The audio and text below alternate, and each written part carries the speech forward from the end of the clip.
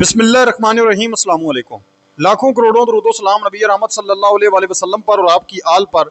मैं गुलाम मुस्तफ़ा हूँ और आप हमारा यूट्यूब चैनल और फेसबुक पेज देख रहे हैं। 7 अगस्त है, जुम्मतुल मुबारक का मुबारक दिन है। उम्मीद है कि आप लोग जहाँ भी होंगे बखैर व आफियत होंगे। एक तरफ सऊदी अरब के अंदर एक बहुत बड़ा म्यूचुअल डिफेंस पैक्ट, एक मुस्लिम नेटो का आगाज़ होने जा रहा है, एक मुआहिदा होने जा रहा है। दूसरी तरफ जो यमन के हूतीज़ हैं वो भी आउट ऑफ कंट्रोल हो चुके हैं। सऊदी अरब के बॉर्डर के ऊपर हमले कर रहे थे। आज जो है वो सऊदी अरब के अंदर अटैक जो है वो करने की इतलात मौसूल हो रही हैं। बड़े तबाखून किस्म के हमले इन्होंने किए हैं। मुकम्मल तफसील आप लोगों के साथ शेयर करूँगा। इसके साथ साथ बांग्लादेश के अंदर पाकिस्तानी सफारतखाने पर हमले की इतलात मौसूल हो रही हैं। सोशल मीडिया के ऊपर इस हवाले से दावा किया जा रहा है कि भारत जो है वो इसके अंदर मुलव्वस पाया जा रहा है। इसके क्या हक़ाइक़ हैं, क्या सच क्या है, इस पर भी मैं आप लोगों के साथ शेयर करूँगा कि भारतीय जो सफारतखाने पर यह हमला हुआ है या कोई और वाक़या हुआ है, इसकी तफसील। उम्मीद है वीडियो आप लोग पूरी देखेंगे। कमेंट सेक्शन में अपनी कीमती राय का इज़हार भी ज़रूर करें। पाकिस्तान जिंदाबाद का नारा भी कमेंट सेक्शन के अंदर ज़रूर लिखें। आज 7 अगस्त एक अहम तरीन दिन है कि जो सऊदी अरब है, तुर्किया और पाकिस्तान, ये बुनियादी तौर पर मुआहदा तो पहले हो चुका है। सितंबर 2025 के अंदर पाकिस्तान और सऊदी अरब के दरमियान जो म्यूचुअल डिफेंस पैक्ट हुआ है उसमें आप कह लें कि तुर्किया ने अब शिरकत करनी है। एक मुस्लिम नेटो का बाकायदा आगाज़ होने जा रहा है। सऊदी अरब के ऊपर हमला, तुर्किया और पाकिस्तान के ऊपर हमला समझा जाएगा। पाकिस्तान के ऊपर हमला, तुर्किया और सऊदी अरब के ऊपर हमला समझा जाएगा। तुर्किया पर हमला, सऊदी अरब और पाकिस्तान के ऊपर हमला समझा जाएगा। मामलात ऐसे होने जा रहे हैं। पाकिस्तान के वज़ीर आज़म फील्ड मार्शल पहले वहाँ पर मौजूद हैं। तुर्किया के वज़ीर आज़म जो हैं वो वहाँ पर अभी यहाँ पहुँच चुके हैं या पहुँचने जा रहे हैं। चूँकि आज ये मुआहिदा होने और आज उन्होंने पहुँचना है, जो इतलात मौसूल हो रही हैं। बड़ा अहम तरीन ये मुआहिदा है। आप कह लें कि पाकिस्तान का जोरी हथियार है, तुर्किया के पास जदीद तरीन दिफाई साजो सामान बनाने वाले बिलखसूस ड्रोन, हेलीकॉप्टर और तमाम चीज़ें बनाई जा रही हैं। फिर सऊदिया का पैसा है, यानी एक बड़ा अहम तरीन इत्तेहाद बन रहा है। और ज़रा ये कह रहे हैं बुनियादी तौर पर इस तरह के मामलात में अब दूसरे भी मुमालिक शामिल होंगे। क्यों? इनको पहले भरोसा था अमेरिका के ऊपर, तो अमेरिका का तो अपना कबाड़ा निकल चुका है। अमेरिका के जो एयर डिफेंस सिस्टम्स हैं वो अपनी हिफाजत नहीं कर सके, वो इनकी खाक हिफाजत करेंगे।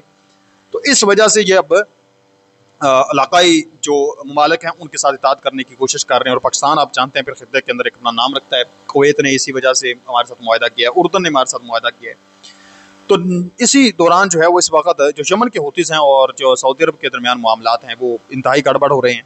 गुज़श्ता 2 हफ्तों से मुख्तलिफ बमबारी हुई है, हमले हुए हैं। लेकिन कल जो 6 अगस्त इन्होंने जो हमले किए हैं और आज 7 अगस्त को, 6 और 7 अगस्त की दरमियानी शब को जो इन्होंने हमले किए हैं, ये इंतहाई खौफनाक थे।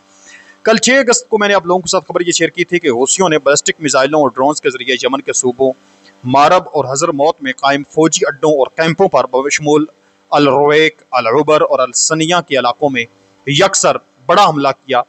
और इस हमले के अंदर शदीद तरीन जानी नुकसान हुआ। जो सऊदी अरब की हमायत याफ्ता फोर्सेज हैं उनके तकरीबन 30 से 31 आहलकार जो हैं वो इस दुनिया से कूच कर गए, वो वफात पा गए और 50 से ज़ायद जो ज़ख्मी हुए। हूसियों ने यह कहा कि हमने तकरीबन 45 के करीब जो है वो लोग शहीद किए हैं। तो मुख्तलिफ तादाद थी, बहरहाल 30-50 बंदा जो है वो मारा जाना एक जंगी माहौल के दौरान ये कोई छोटा वाक़या नहीं होता। फिर इन्होंने क्या किया कि सऊदी अरब के सरहदी इलाके पर यह हमला इन्होंने किया। फिर इसके बाद 6 और 7 अगस्त की दरमियानी शब जो हूसी हैं यमन के, उनकी जानब से सऊदी अरब के जनूबी सरहदी खित्ते नजरान पर अंधाधुंध गोला बारी जो है वो की गई। फ़िज़ाई हमले जो हैं वो किए गए। सऊदी इत्तेहाद के मुताबिक इस हमले में 11 शहरी ज़ख्मी हुए। ज़ख्मियों में 7 शहरी सऊदी शहरी बशमूल एक खातून और एक बच्चा, 2 मिस्री, एक यमनी और एक पाकिस्तानी शहरी शामिल है। हमले के नतीजे में नजरान के करीबी इलाके में आग लगने के वाक़यात फिर रिपोर्ट हुए। सऊदी इत्तेहादी अफवाज के तर्जुमान मेजर जनरल तुर्की अल मालकी ने नजरान पर होने वाले इस हमले की जो है वो बाकायदा बयान जारी किया। इस पर उन्होंने हूसियों की इस कार्रवाई को बैनुल-अक़वामी इंसानी क़वानीन की संगीन खिलाफ वर्जी करार दिया, क्योंकि इसमें शहरी आबादी और आम बुनियादी ढांचे को अंधाधुंध जो है वो उनकी जानब से निशाना बनाया गया। सऊदी वज़ारत दफ़ा ने वाज़ेह किया कि वो शहरियों के तहफ़्फ़ुज़ और अपनी खुद मुख्तारी के दफ़ा के लिए तमाम ज़रूरी सिक्योरिटी और इंसदादे इक़दामात उठा रहे हैं। सऊदी अरब के दिफाई इत्तेहाद ने यमन के अंदर हूसियों के इन फौजी ठिकानों और ड्रोन लॉजिस्टिक साइट्स को निशाना बनाना शुरू कर दिया, जहाँ से ये मिसाइल दागे गए थे। अल जज़ीरा के मुताबिक जो खबर दे रहे हैं कि बदला जो है वो लिया जा रहा है यमन के हूतीज़ से। सिक्योरिटी इस वक्त हाई अलर्ट है। इंटेलिजेंस वार्निंग जारी हो चुकी है। आज ही सामने आने वाली इंटेलिजेंस रिपोर्ट्स के मुताबिक सऊदी अरब ने अपने तमाम सिक्योरिटी अदारों, हवाई अड्डों और तवानाई की अहम तनसीबात इंफ्रास्ट्रक्चर पर सिक्योरिटी को हाई अलर्ट कर दिया।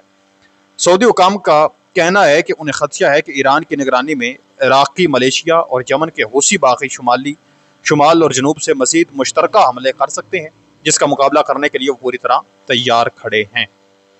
یہ اس وقت واقعہ پیش آیا، یعنی ایک طرف دفاعی معاہدہ اور ساری چیزیں چل رہی ہیں، پاکستان وہاں پر موجود ہے، اس کی موجودگی میں حوثی جو ہیں وہ اس وقت اس طرح کی کارروائیاں کر رہے ہیں۔ میں سمجھتا ہوں کہ ایران کو چاہیے کہ ان کے اوپر فوری طور پر لگام ڈالیں، ان کو کہیں کہ آپ ایسا نہ کریں، تاکہ یہ جو خطے کے اندر ایک امن کی صورتحال دوبارہ پیدا ہو رہی ہے، ایک کوششیں ہو رہی ہیں، مسلم نیٹو کا قیام ہو رہا ہے، اس کے اندر خلل نہ پڑ سکے، اور ثالثی کا کردار کوئی ملک درمیان میں کرے، اور جو یمن کے حوثیز کے رائٹس بنتے ہیں، جو حق بنتا ہے ان کو دیا جائے، اور جو محاصرہ اور ناکہ بندی سعودی عرب کی جا رہی ہے اس کو بھی ختم کیا جائے۔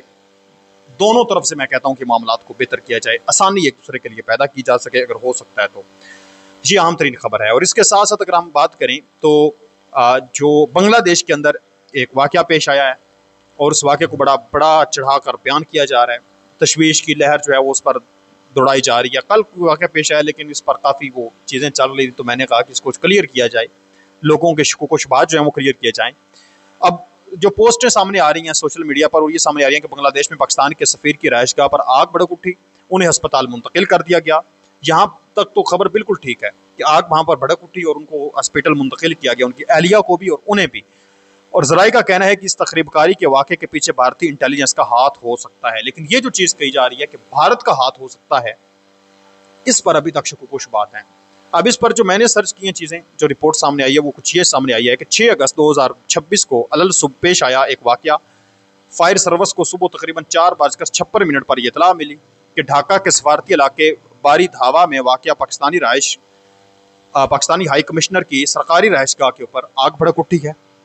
ڈھاکہ میٹروپولیٹن پولیس کی ڈپٹی کمشنر سید محمد فرہاد اور فائر سروس حکام کے مطابق آگ ہائی کمشنر کی رہائش گاہ کے ٹی وی روم میں الیکٹرک شارٹ سرکٹ کی وجہ سے لگی۔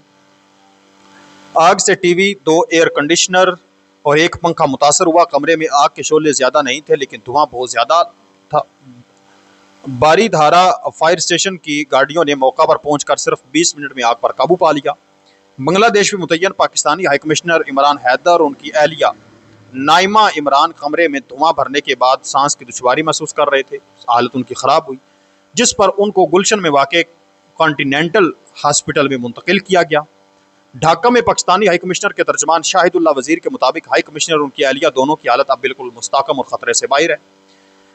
یہ شارٹ سرکٹ کی وجہ سے بتایا جا رہا ہے کہ آگ لگی ہے، جو بھارت کے ساتھ اس حوالے سے جوڑا جا رہا ہے کہ بھارت نے ایسا معاملہ کیا ہے، تو ابھی تک اس طرح کی کوئی واضح ثبوت سامنے نہیں آ سکا۔ اگر ہوتا تو میں آپ لوگوں کو ضرور بتاتا، لیکن سوشل میڈیا پر دعویٰ کیا جا رہا ہے کہ بھارت کا کوئی نہ کوئی اس میں ہاتھ ہو سکتا ہے، کہ وہ حالات خراب کرنے کی کوشش کر رہے ہیں۔ بھارتیوں کا اصل میں رویہ ہی ایسا ہے، پوری دنیا کے اندر آپ جانتے ہیں، آتنکی پھیلانا، حملے کرنے اور اس طرح کی چیزوں میں اکثر ہی ملوث رہتے ہیں، تو اس وجہ سے پھر ان پر شک جاتا ہے، بالخصوص پاکستان کے خلاف تو آپ ویسے بھی جانتے ہیں۔